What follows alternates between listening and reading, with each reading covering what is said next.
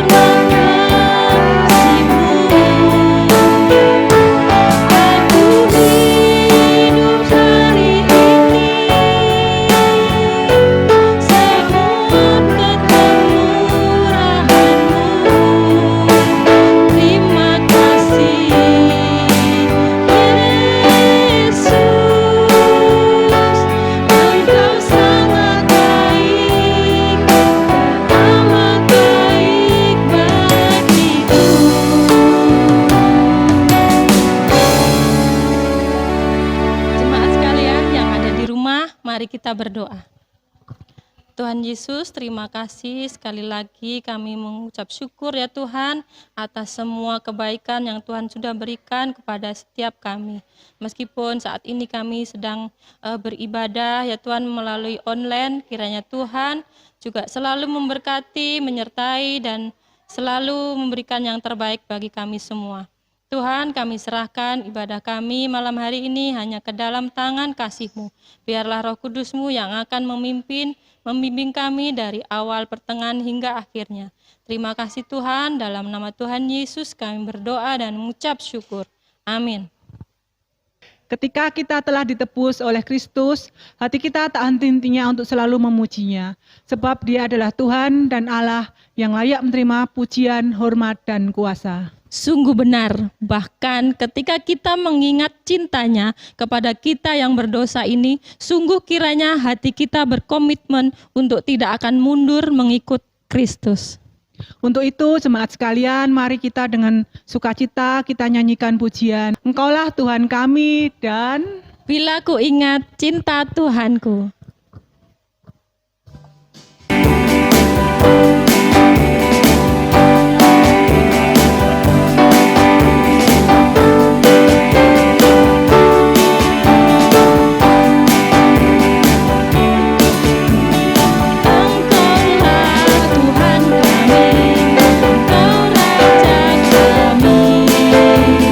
Layak dipuji disembah di bumi di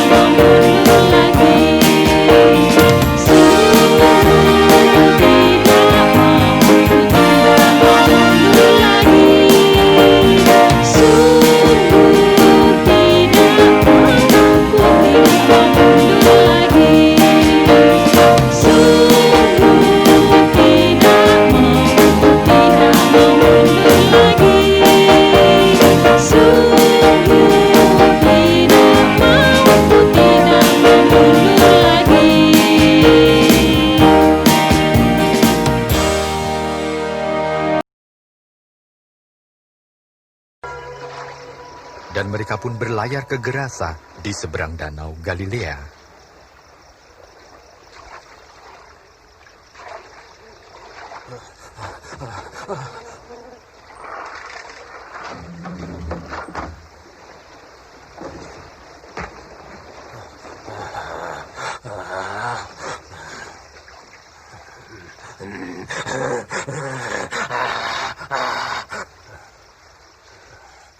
Yesus, Anak Allah yang Maha Tinggi,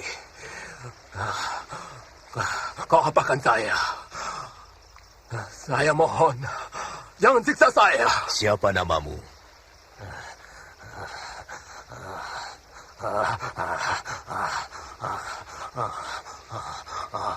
Legion. Tuhan, kami mohon, jangan usir kami ke jurang maut. Biarkan kami masuk ke dalam babi-babi itu.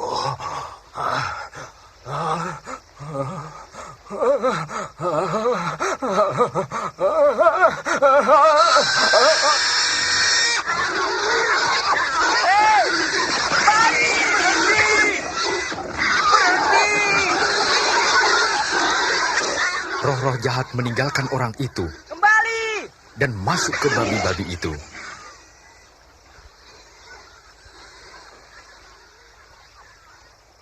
Pergi dari sini! Kau tukang sihir! Tinggalkan kami! Pergi dari tempat ini! Tinggalkan kami! Pergi dari sini!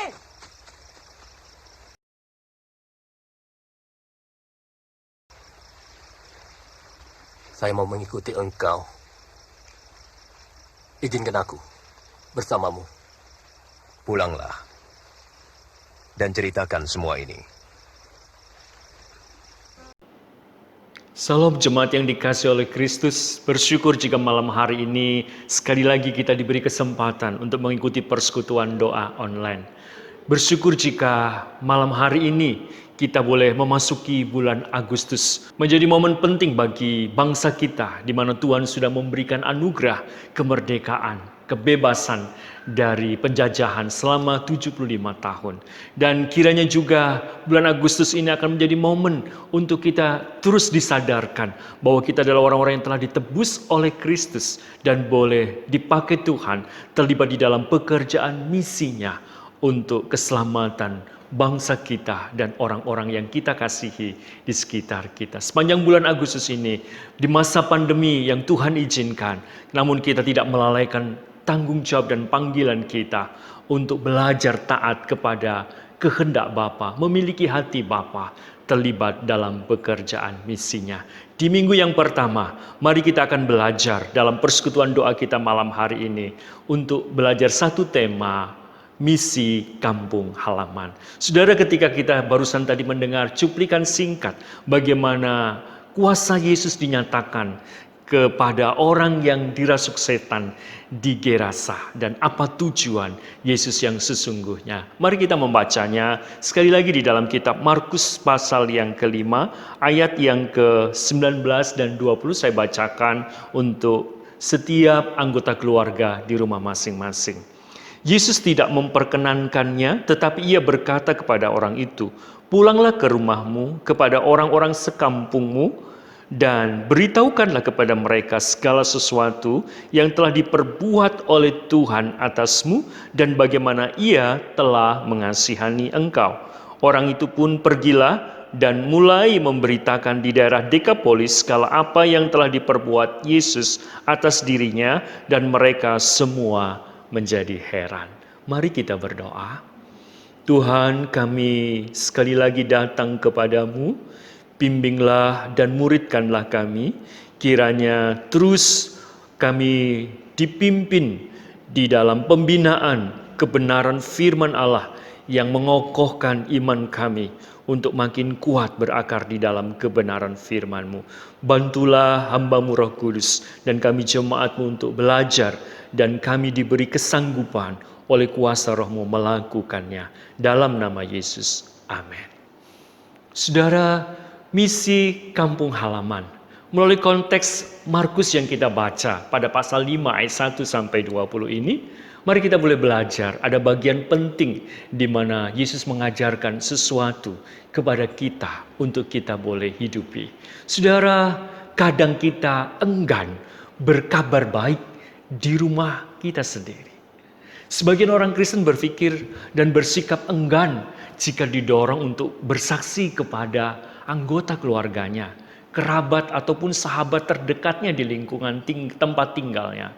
Bahkan terucap, saya lebih gampang dan berani bersaksi membagikan hidup saya yang telah percaya kepada kabar baik itu kepada orang yang tidak saya kenal dan orang-orang yang jauh dari kehidupan saya. Nah, saudara yang dikasihi Tuhan, mengapa?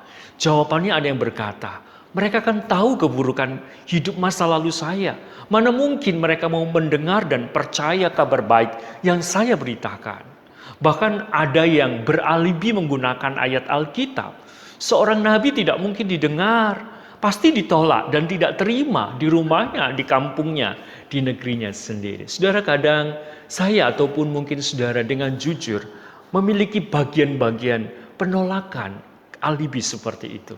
Nah, saudara, misi hidup baru dari Yesus yang kita boleh pelajari saat malam hari ini.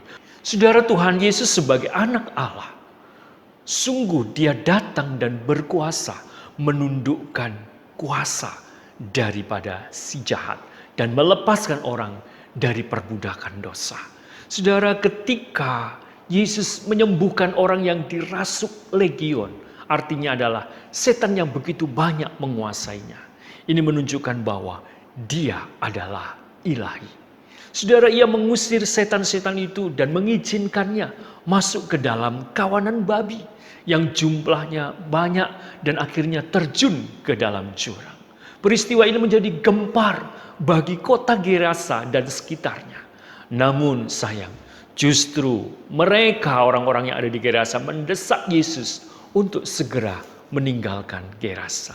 Saudara, kita melihat respon orang yang sudah waras, yang ingin mengikuti Yesus di mana Yesus pergi bersama dengan murid-muridnya.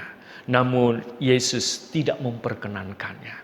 Misi hidup baru bukanlah memberikan kesaksian tentang hidup yang lama. Oleh karena kuasa dan anugerah dari Tuhan Yesus.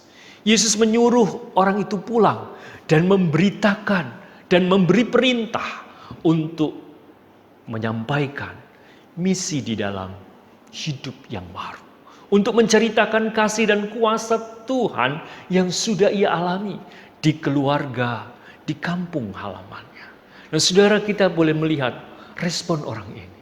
Saudara, orang ini taat dan pergi ke rumahnya, ke kampungnya, bahkan yang menakjubkan sampai wilayah Dekapolis, sampai wilayah 10 kota. Saudara, Dekapolis adalah wilayah kota di mana banyak tinggal orang-orang di luar Yahudi di sana. Sehingga di situ Tuhan menyatakan anugerahnya bahwa kabar baik keselamatan bukan hanya bagi orang Yahudi, tetapi juga orang-orang di luar Yahudi. Dan ini adalah cara Tuhan ketika ditolak di Gerasa dan kota-kota yang ditinggali oleh orang-orang non-Yahudi. Tapi Tuhan boleh memakai orang yang sudah disembuhkan itu untuk menyampaikan kabar baik. Itulah misi kampung halaman. Sehingga banyak orang menjadi heran. Nah, saudara, di dalam respon firman Allah menjadi tantangan hidup kita. Satu hal, bahwa kita diperbaharui cara pandang baru kita. Ada tindakan ketaatan. Nah, saudara, melalui pesan firman Tuhan yang seharusnya juga kita diberi cara hidup baru dalam perubahan sikap, bahwa yang pertama, Yesuslah yang memberi perintah kepada saudara dan saya di dalam pengutusan misi untuk mengabarkan Injil. Dimulai dari mana? Dari rumah kita, kerabat, sahabat, di mana kita tinggal dan kita berada. Saudara, yang kedua, pola amanat agung yang kita boleh ingat di dalam Kisah 1 ayat 8. Hal ini juga yang Yesus katakan kepada murid-muridnya pada saat itu dan kepada kita yang dimuridkan oleh Kristus, bahwa Roh Kudus yang memberi kepada kita kuasa untuk menjadi saksi dimulai dari Yerusalem, dimulai dari komunitas yang paling terdekat, Yerusalem, keluarga kita, orang terdekat, sahabat, kerabat kita, Yudea, Samaria, bahkan sampai ke ujung bumi. Saudara, yang kedua, keselamatan tidak dapat ditunda dan waktunya sangat mendesak. Kitab Ibrani mengatakan, selagi masih bisa dikatakan hari ini, Tuhan memanggil di dalam panggilan pertobatan kepada orang-orang pilihannya, dan Tuhan memakai sarananya adalah kabar baik yang diberitakan. Saudara, Injil adalah kuasa yang dinamis. Sehingga Paulus berkata, aku memiliki keyakinan yang kokoh di dalam Injil. Karena Injil adalah kekuatan Allah. Kuasa yang heran yang menyelamatkan orang berdosa ketika mereka percaya. Saudara, ada perubahan hidup baru. Adalah cara hidup yang efektif yang dipakai Allah untuk menyampaikan kabar baik. Hidup dan perubahan diri kita, sehingga anggota keluarga, sahabat dan kerabat kita tidak melihat cara hidup kita yang lama, tetapi sungguh melihat perubahan hidup baru kita di dalam Kristus. Dan itu nyata menjadi kesaksian Injil yang hidup dan efektif. Nah, saudara yang dikasihi Tuhan, bagian kita adalah menceritakan kasih dan kuasa Yesus yang sudah kita alami melalui karya salib dan kebangkitan Kristus. Dan bagian Allah lewat karya Roh Kudus yang mempertobatkan seseorang.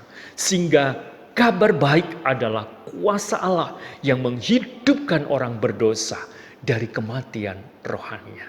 Saudara, sebagai perenungan kita yang terakhir, bagaimana respon saudara dan saya?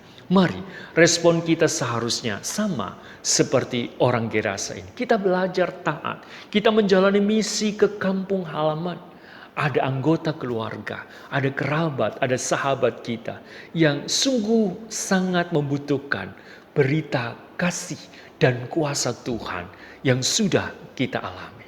Apa langkah praktisnya, saudara? Mari kita belajar, dimulai untuk kita berdoa, menyiapkan diri kita. Kita bukan orang-orang yang melakukan setiap misi kesaksian kita dengan kekuatan diri kita. Tidak, kita minta Roh Kudus mempersiapkan diri kita dipenuhi kasih dan keberanian untuk bersaksi. Yang kedua, saudara, mari kita berdoa bagi sasaran orang yang kita doakan.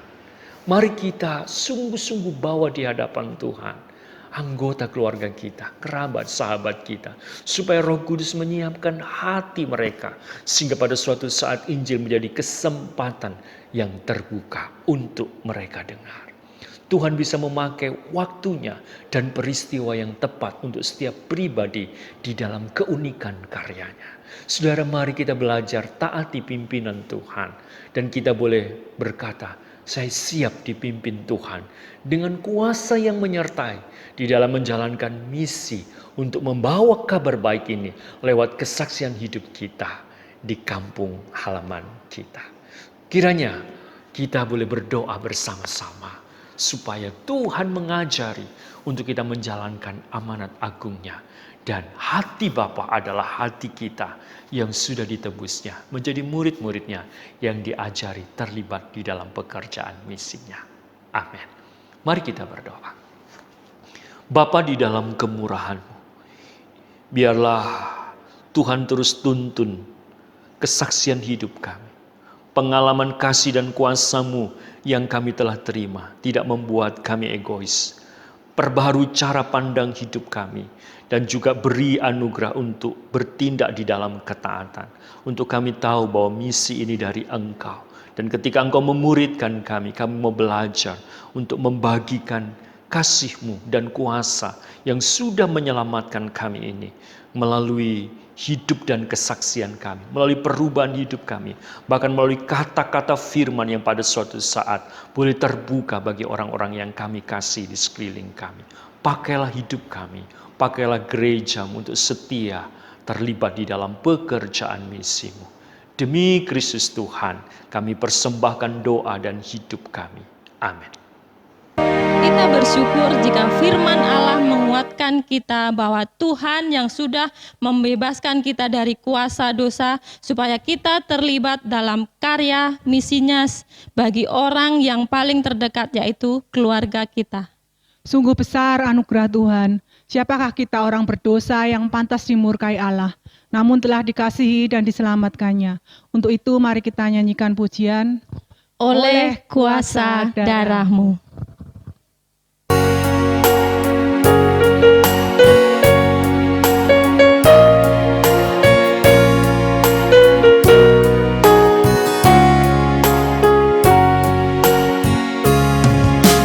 Saat ku masuk ke hadirat-Mu, bawa persembahan ke tempat kudus-Mu, pujian kunaikan sembah ku berikan bagi-Mu Allah yang mulia. Kau layakkan ku menghampiri-Mu, melihat tata kemuliaan-Mu Tuhan. Pujian kunaikan sembah ku berikan bagi-Mu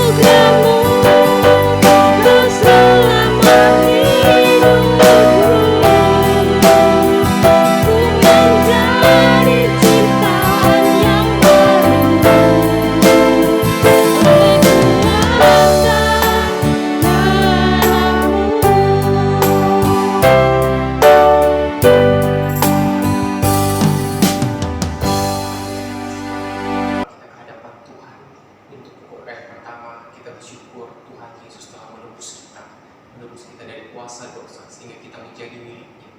Mari kita doakan juga supaya kita boleh hidup sesuai dengan kehendaknya. Hidup kita yang telah ditebus ini boleh menjadi dampak bagi orang di sekitar kita, dan kita boleh ambil bagian di dalam menjalankan amanat Agung. Kita berdoa. Bapa, kami berterima kasih, kasih-Mu telah menebus kami, kasih-Mu telah menyelamatkan kami, memimpin kami kepada kebenaran yang sejati, sehingga kami boleh dapat menikmati dan memuliakan Engkau sebagai tujuan hidup kami. Bapa, kami juga tak lupa berdoa berterima kasih atas kasih-Mu yang telah memberikan kami tugas yang begitu mulia untuk memberitakan kabar baik. Tuhan, mampukan kami, berikan kami keberanian sehingga kami boleh dapat mengambil tugas ini, menjalankannya dengan baik sesuai dengan apa yang Tuhan kehendaki, sehingga nama Tuhan boleh semakin dikenal dan dimuliakan. Di dalam nama Tuhan Yesus, terima kasih untuk kesempatannya. Amin. Dan untuk pokok doa yang kedua, saya persilakan saudara-saudari mendoakan kerabat-kerabat terdekatnya, siapapun yang dikenal, yang diingat, sebut mereka dalam setiap doa-doa kita. Mari kita doakan mereka supaya mereka boleh mengenal Tuhan dan juru selamat mereka, supaya mereka boleh bergantung kepada Allah yang benar, sehingga mereka boleh kokoh di dalam situasi sulit seperti ini, situasi yang penuh dengan ketakutan, ancaman ini. Mereka boleh tetap bergantung kepada Allah yang mengasihi mereka. Mari saya persilakan Bapak Ibu saudara-saudari sekalian yang ada di rumah untuk doakan di dalam hati masing-masing, mungkin sebelum mereka.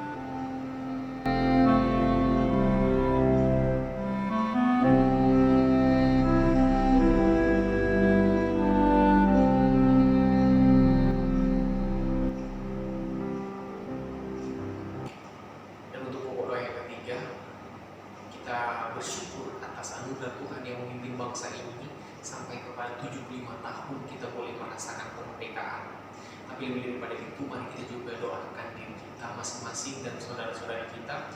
Semoga kita bukan cuma merdeka secara politis, kita boleh menjadi bangsa yang independen, tapi kita boleh merasakan hidup dalam kemerdekaan karena bebas dari dosa, sehingga kita boleh dipimpin ke dalam urusan hidup, supaya kita boleh semakin menyatakan cerminan anak-anak Tuhan yang memberikan terang di tengah-tengah dunia yang gelap ini.